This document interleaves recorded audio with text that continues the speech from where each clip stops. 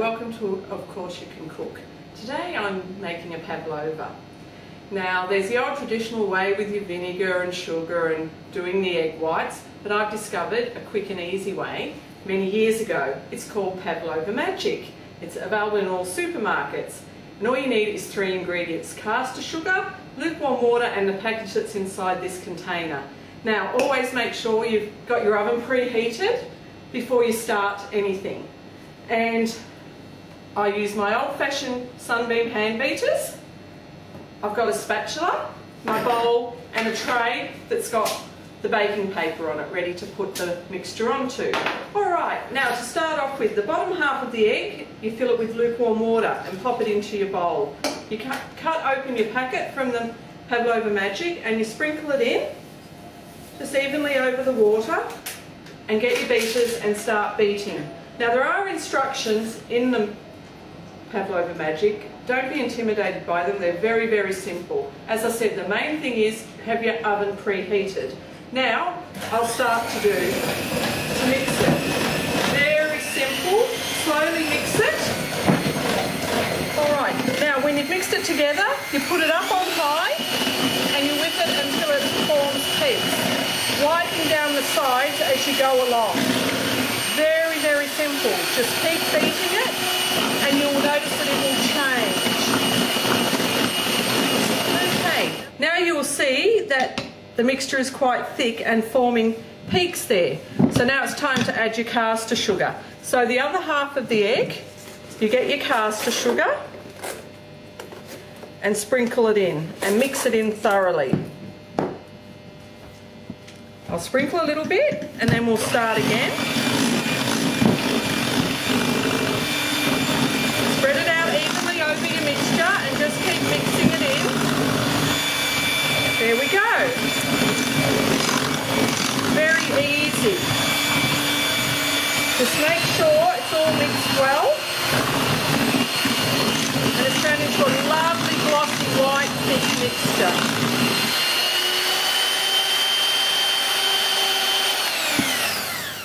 And there we go. We have our mixture nice and thick and creamy, like so. Now you have your tray with your baking paper on.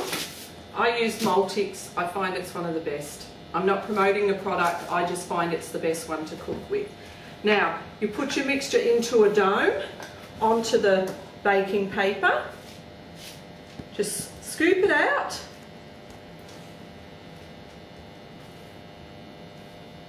Like so.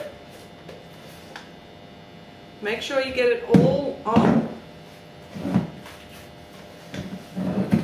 Like so.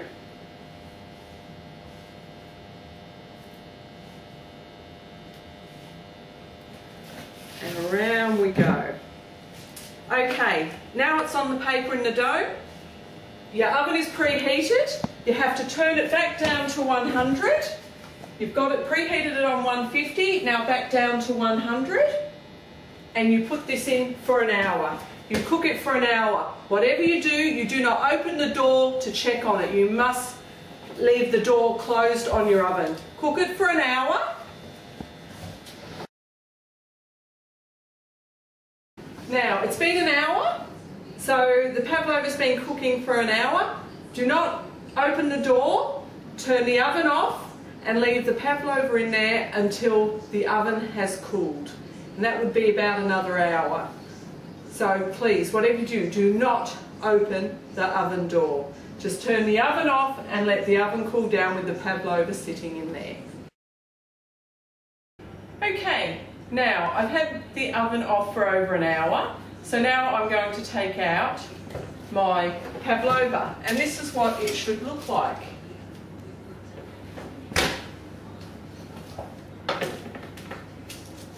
Right, now to decorate it, I use 300 ml of cream. Any cream can be any form of home brand cream. So that's about half of this bottle. So I'll pop that in. Thickened cream. Also, 3 teaspoons of caster sugar. And a teaspoon of vanilla essence.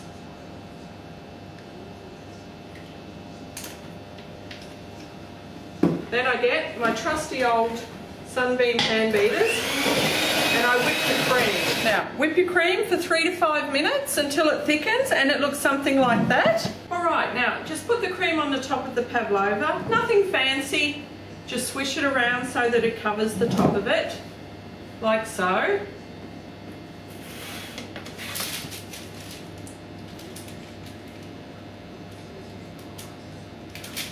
And there are many ways to decorate it. It depends really what you like. Some people like to grate some plain Cadbury dairy milk chocolate. You can put all types of fruit on it. I'm putting banana and passion fruit. I love bananas, especially now that the price has gone down and I can afford to get them again. So I just get the banana and I'll slice it and pop it on top of just anywhere. Put it all over. There's a lady I work with through the day. She'd never made a pavlova, so I told her my little trick about pavlova magic, and she was so proud of it she sent me a photo. She did such a good job, and it's her first pavlova, and she said it just went down a treat. And she covered hers with kiwi fruit and strawberries and banana. Right, then the passion fruit. Right, just be careful with your passion fruit. And there we go, beautiful. Always make sure it's a little bit wrinkled when you buy it, because that means, did you see that? Yes, always make sure they're wrinkled, because that means they're nice and ripe.